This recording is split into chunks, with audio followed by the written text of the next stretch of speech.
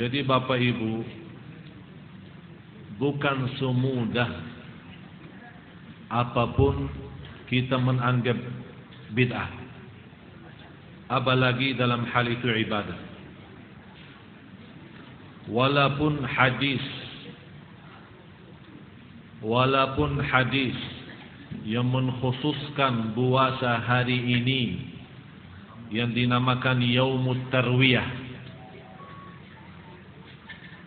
walaupun hadisnya tidak sahih, tapi bukan berarti tidak boleh kita puasa.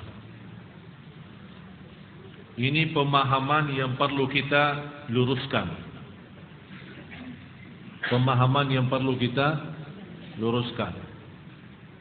Karena dalam hal ibadah, walaupun hadisnya tidak sahih, boleh kita laksanakan ibadah, walaupun dasarnya tidak kuat. Apalagi ibadah itu terkait dengan fadailul a'mal, keutamaan ibadah atau keutamaan amal.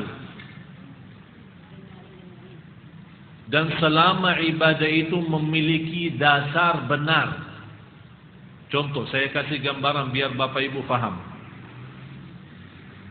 Khusus hadis yang menjelaskan puasa hari ini akan mengampuni dosa 1 tahun, dan puasa Arafah mengampuni 2 tahun, hadis itu tidak benar.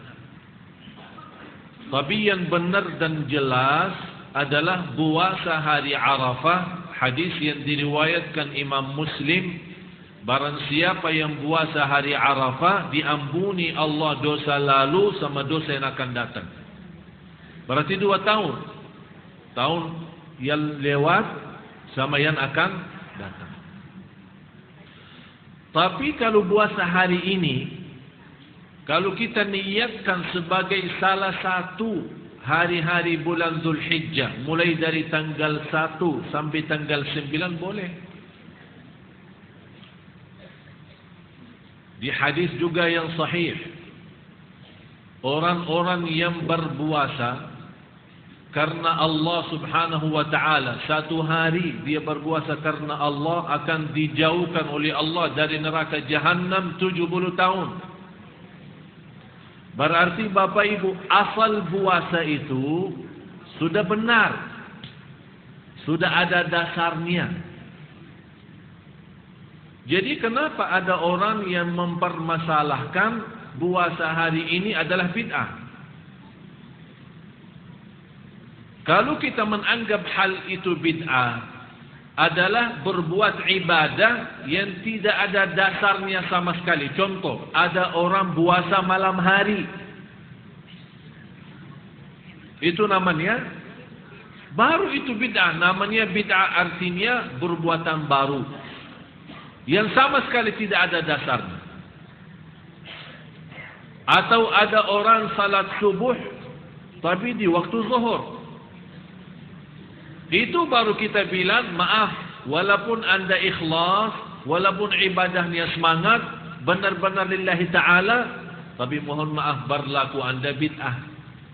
Karena tidak ada dasar sama sekali, walaupun hadis palsu, walaupun hadis tidak benar, tidak ada sebuah hadis yang membolehkan puasa malam hari atau salat subuh di siang hari.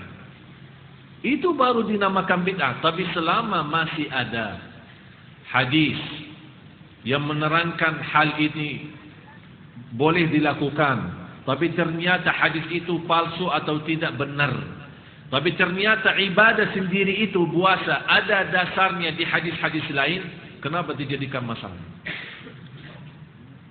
Dan selama Bapak Ibu apapun bersoalan dalam ibadah terutama, selama masih ada berbeda pendapat, jangan dipermasalahkan. Contoh, soal zikir berjamaah, soal doa habis salat fardu. Ada yang berkata bid'ah, terima kasih, kita menerima pendapatnya. Tapi jangan memaksa orang yang sudah punya pendapat boleh doa berjamaah selepas salat. Karena ini bersoalan bukan dari sekarang berbeda pendapat, antara ulama lebih terdahulu daripada kita. Yang lebih takwa, lebih suci, lebih faham agama. Muncul perbedaan itu. Kenapa muncul perbedaan Bapak Ibu? Karena tidak ada di dalam Quran dan hadis, ya ayyuhalladzina amanu, jangan doa bersama sesudah salat fardu. Ya memang tidak ada. Kalau memang ada ayat Quran, ya ayyuhalladzina amanu, jangan berdoa sama selepas salat fardu, baru kita bilang sami'na wa ta'na. Kita tidak bisa main-main di sini. Tidak bisa ada berbeda pendapat karena sudah jelas larangannya. Tapi kadang-kadang ada satu ibadah, orang banyak pemahamannya masih simpul ya, masih singkat, belum begitu mengerti perbedaan. Begitu dia melihat ibadah ini tidak pernah dilakukan oleh Rasulullah, berarti tidak boleh kita lakukan. Siapa yang bilang begitu? Siapa yang bilang tidak boleh kita beribadah dalam dalam teks Rasul tidak pernah lakukan? Banyak ibadah kita lakukan tapi tidak pernah Rasul lakukan. Contoh, tarawih setiap malam Ramadan. Mana ada dalil dalam hadis atau dalam Quran boleh tarawih setiap malam sampai akhir Ramadan? Tidak ada. Rasul pun tidak pernah melaksanakan tarawih selama 30 hari Ramadan sepenuhnya. Kenapa? Apakah orang sekarang berarti jamaah Masjid Sunda Kelapa setiap tahun adakan tarawih dan mengundang imam dari Madinah dan Makkah? Bid'ah itu. Dalalah. Kalau bid'ah dalalah berarti semua jamaah masih masuk neraka. Na'udzubillah. Memang ada alasan kenapa Rasulullah tidak merutinkan tarawih. Kalau Rasulullah rutin salat tarawihnya dianggap menjadi wajib, inilah yang menjadi berat bagi umatnya. Oleh karena itu Rasulullah hanya salat tarawih hanya 4 malam, habis itu tidak salat tarawih lagi. Berarti ada alasan. Jangan kita orang terlalu pemahamannya, enggak, Rasul hanya 4 malam tarawih, ya udah saya 4 malam aja tarawih. Bukan begitu pemahaman agama. Oleh karena itu Bapak Ibu, saya mohon apapun persoalan, selama masih ada berbeda pendapat, ada pemahaman A, B, C, jangan dipermasalahkan. Yang mau puasa boleh, yang tidak mau berpuasa boleh, yang mau puasa selama 9 hari boleh, yang tidak mau puasa sama sekali pun boleh.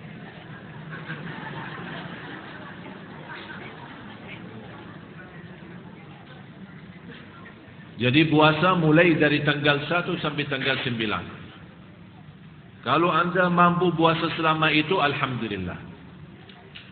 Karena Allah mencintai amal selama 9 hari itu.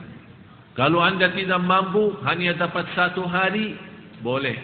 Dapat 2 hari, alhamdulillah. Dapat 3 hari, syukurlah.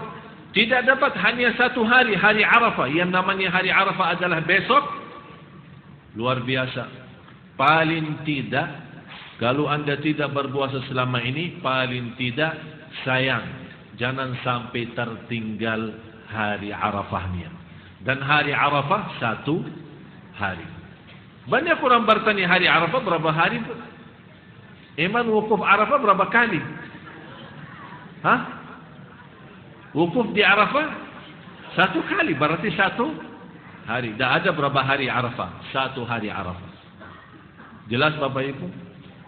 Jadi banyak hal. Soal puasa hari ini, soal puasa besok, soal zikir berjamaah, soal doa habis salat dipimpin oleh imam kita, atau soal maulid, atau soal hal-hal yang lain. Semua pemahaman harus disesuaikan. Saya paling senang waktu kita dulu belajar di Madinah. Sistem sekolah di Madinah, khusus sekolah agama, walaupun orang datang dari luar negeri, ditanya, enti dari negeri mana? Oh Indonesia. Oh Indonesia Syafi'i. Masuk kelas itu. Kenapa masuk kelas itu? Di situ belajar mazhab Syafi'i. Kenapa? Supaya habis belajar dia tidak berantakan sama orang masyarakat Indonesia, karena sama mazhabnya. Tapi kalau dia gaul bermacam-macam belajarannya, Datang di sana merasa diri anak pintar, anak sudah paham agama dan semua mazhab. Datang ke sini berantakan sama masyarakat. Ribut terus. Karena anak dapat belajar lebih paham daripada ente. Kok ente begini? Anak lebih paham. Ini tak boleh. Ini haram. Ini syirik. Ini bid'ah. Ini muncul berpecahan, bermusuhan. Habis itu kehancuran. Itulah akibatnya. Orang yang terbiasa belajar di Mesir maupun belajar di mana saja, di Madinah, di Makkah, dia mau sesuaikan belajaran di sana seolah-olah memaksa masyarakat Indonesia ikut belajaran sama di Madinah sama di Makkah. Oleh karena itu Bapak Ibu harus kita memahami kondisi dan keadaan. Apalagi sebagai khatib, sebagai ustaz, sebagai seorang da'i. Begitu Anda berbicara, harus mengetahui siapa di hadapan kita. Mazhabnya mereka apa? Pemahamannya apa?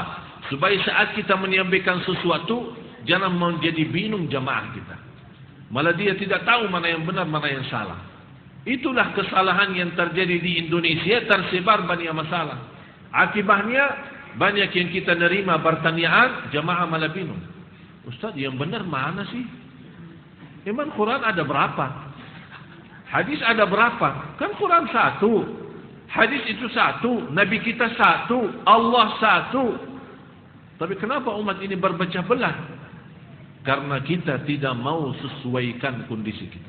Malah Imam Ahmad Hanbali sendiri, walaupun dia mazhabnya Hanbali, salah satu syarat dakwah adalah ma'rifatu halin nas. Mengetahui hal kondisi keadaan manusia saat kita berdakwah. Jadi kita belajar Indonesia biasa Syafi'i. Jangan maksa-maksa ikut mazhab Hanbali. Karena di situ ada perbedaan pendapat. Walaupun Imam Hanbali muridnya Imam Syafi'i. Imam Maliki gurunya Imam Syafi'i. Tapi kok ada dua mazhab? Tapi tak pernah kita mendengar Imam Maliki marah sama Imam Syafi'i. Murid ini durhaka. Tak pernah ngomong begitu. Karena hal pemahaman itu wajar terjadi. Walau syaa Allah laja'alakum ummatan wahidah. Kalau Allah menghendaki, Allah Maha mampu jadikan umat ini bersatu, tidak ada perbedaan. Tapi disitulah kerinanan Islam, disitulah hikmahnya Islam. Ada kemudahan, ada perbedaan. Mau tarawih 11 boleh, mau 23 boleh, tidak mau tarawih sama sekali boleh. Begitulah indahnya Islam. Tak ada maksa-maksa. Oleh karena itu Bapak Ibu, kalau Anda tidak mengerti terhadap satu hal, begitu Anda bertanya, sudah mendapatkan sesuai jawaban yang berbeda dengan kebiasaan kita, jangan keburu sebarkan. Walaupun ilmu yang kita dapat itu benar 100%, untuk diri sendiri, bukan untuk umum. Karena lebih baik mensatukan umat walaupun masih bodoh daripada sudah faham tapi berpecah belah. Faham? Faham? Ini tolong dihafal kaidah itu. Lebih baik umat tetap bersatu walaupun bodoh, lebih baik daripada faham agama tapi berpecah belah. Karena prinsip agama kedamaian. Prinsip agama bersatuan. Mudah-mudahan yang saya sampaikan bisa difahami dengan benar. Jangan salah guna agama kita. Apapun kebaikan, kita boleh ajak orang lain. Apalagi dalam hal masa ini yang kita sama-sama mempelajari ciri-ciri dan tanda-tanda hari kiamat. Sekarang jujur saja, mana yang lebih luar biasa jamaah sekalian? Biar antum tahu, ada seorang ustaz meninggalkan, saya tak perlu sebut nama, tinggalkan semua soal agama. Dia menghabiskan 8 tahun membahas soal fikih. Begitu dia mengambil pelajaran dari bermacam buku dan bermacam mazhab, dia mengambil kesimpulan dan ia menyampaikan kepada murid-muridnya dan kepada jamaah, salat jamaah tidak wajib. Kenapa salat jamaah tidak wajib? Dia bilang, habis saya mendapatkan banyak belajaran dari perbedaan, kesimpulannya begitu. Sekarang Bapak Ibu, separuh umat Islam tidak salat sama sekali. Kira-kira, walaupun ilmu itu benar, kira-kira boleh kita sampaikan? Malah tambah malas orang. Malas. Oh ternyata tak wajib. Ya Alhamdulillah, terima kasih Ustaz. Jadi saat kita berbicara, Bapak Ibu, walaupun ilmu itu benar, qala Allah, qala Rasulullah, tapi belum tentu saat kita sampaikan bisa jadi baik. Karena ada satu hikmah, walaysa kullu ilmin yuqal. Bukan setiap ilmu harus disampaikan, hati-hati. Bukan setiap ilmu harus kita sampaikan, hati-hati. Tapi yang kita sampaikan apa? Yang berguna, yang bermanfaat untuk umat Islam. Dan kata Ali bin Abi Thalib radhiyallahu anhu, hadithun nasa bima ya'qilun. Aturiduna ayyukadzdzab Allah wa rasuluh. Sampaikan kepada manusia apa yang bisa diterima oleh akal mereka. Jangan sampai mereka mendustakan Allah dan Rasulnya. Ini wasiat Sayyidina Ali bin Abi Thalib radhiyallahu anhu.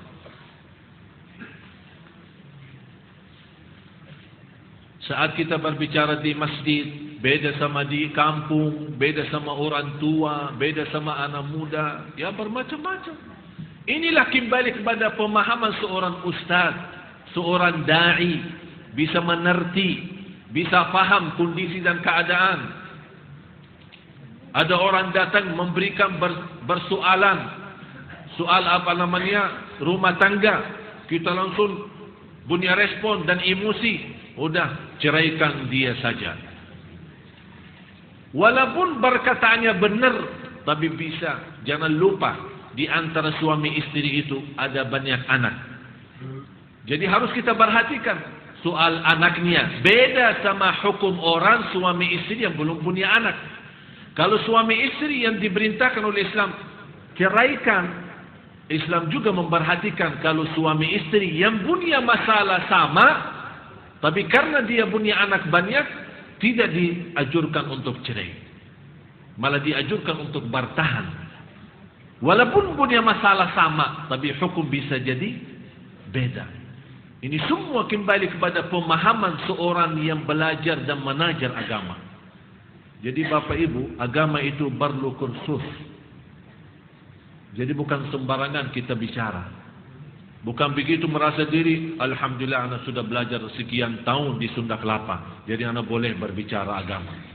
Hati-hati. Sudah jelas? Saya berbicara seperti ini karena sungguh Bapak Ibu, saya sangat sayang sama Bapak Ibu. Karena saya tidak mau di antara Bapak Ibu nanti di hadapan Allah akan ditanya, kenapa kamu berbicara terhadap agamaku yang kamu belum mengertinya, belum memahaminya? Apa yang kita jawab? Apa yang kita jawab? Kalau ada orang sakit gigi dan kita sarankan suruh periksa jantung, boleh enggak? Salah dong. Kalau orang sakit jantung, masa kita bawa orang bengkel suruh operasi? Pak, ini sakit jantung katanya. Dioperasi orang bengkel katanya. Tak masuk, malah tampak mati orang. Jadi harus, agama pun begitu. Dan saat saya nasihati Bapak Ibu, saat Anda ingin bertanya, tolong Anda lihat, Anda mau bertanya kepada siapa? Anda mau bertanya kepada siapa? Karena di masa ini, salah satu ciri hari kiamat, banyak ustaz. Banyak yang membawa nama agama, tapi Fatihah pun tidak bisa baca. Betul enggak? Banyak. Apalagi di Indonesia, karena terlalu bebas. Tidak ada aturan, tidak ada sistem. Semua bisa. Apapun bisa. Kalau mau bandingkan ulama dan para da'i di seluruh dunia sama para da'i di Indonesia, jauh lebih banyak Indonesia. Karena terlalu gampang menjadi ustaz atau da'i. Tapi kita tetap mendoakan mereka. Allah tahu niat mereka, walaupun niatnya baik. Dan saya selalu sampaikan, belum tentu orang yang berniat baik, belum tentu berlakunya benar. Harus hafal itu. Orang yang berniat baik, belum tentu berlakunya benar. Orang yang namanya teroris, yang bom di hotel, bom sana sini, niatnya apa? Hah? Niatnya apa? Jihad kan? Punya pemahaman tak boleh orang kafir tinggal di negeri kita, negeri Islam. Mereka ini kotor, najis, dan negeri kita bersih. Tak boleh mereka tinggal. Itu kan ada niat. Tapi apakah niat itu yang baik? Jihad fi sabilillah, berlakunya bisa jadi baik? Belum tentu. Dan soal dia mati bunuh diri lewat bom, itu urusan Allah nanti. Apakah Allah masukkan dia surga atau neraka, itu urusan Allah, bukan urusan kita. Jadi tak perlu bahas sejauh itu. Tapi yang jelas prinsip agama kita, hal itu tidak boleh. Walaupun niat kita baik.